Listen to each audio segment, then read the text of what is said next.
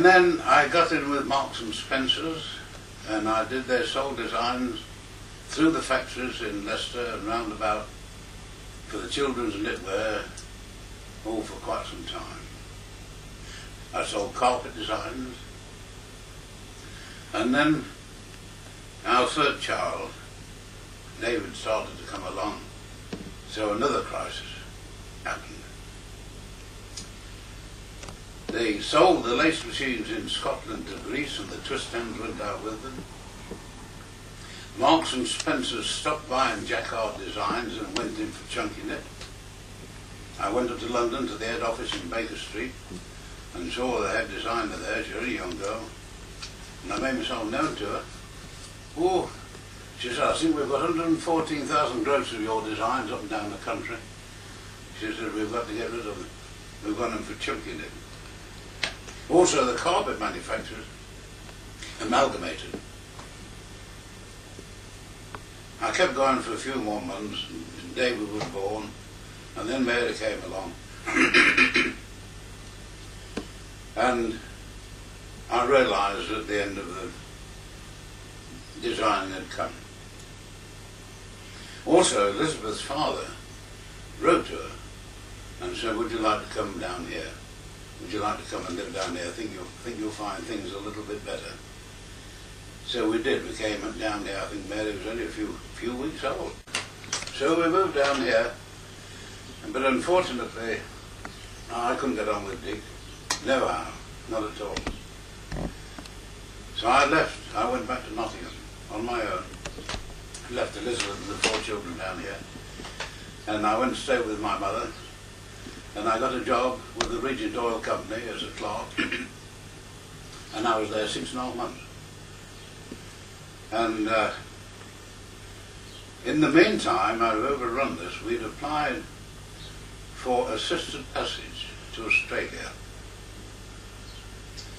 and we'd heard nothing about it at all, only acknowledgement of the letter. But while I was up there, they sent a letter saying, yes, send the £20, the whole lot of us could go out for £20.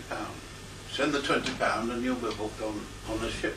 In the August I finished the job at Regent and I came back again here. For 3 days. That's all we could stick it. And I happened to know a Captain Green on Beaconsfield Hill, Beaconsfield. He got a large house and we moved in with him. All the time we were waiting for this ship to go to Australia. And then we read in the newspapers they've suddenly clamped down on migrants to Australia unless they got special skills. And clerking wasn't a special skill, nor there was piano playing, nor any of the things I did. So there we were, stuck in a strange house. Also, I couldn't draw unemployment pay because I'd been self-employed. I had to go on social welfare. And I do £7.8 a week for a few weeks. And then I said to them, I said, look, I'll take any job you've got. I'm fed up with drawing money for nothing. They said, all we've got are labourers for the electricity board. And I said, I'll take it. And I went along and I got this job. And then I went, the chappie in charge of the gear, he gave me my gumboots, my pick, my shovel, my bucket. He said, you're a bit old, aren't you? This sort of job. I was 50 then, 50 years of age. I said, you've heard the pick of the pops? He said, yeah. I said, well, I'm top of the picks. Anyway, I took the job and went digging trenches and lasted a few weeks. In the meantime, this Green has got an empty house just above where he lived. And we moved into the second floor there. And at night I started drawing cartoons of disappointment of people who missed the boat for Australia.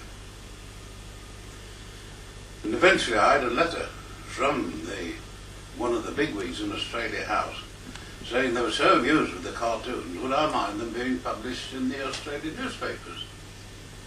I said to Liz, I went to London with no money. I took Jonathan with me. We just got enough money to get to London.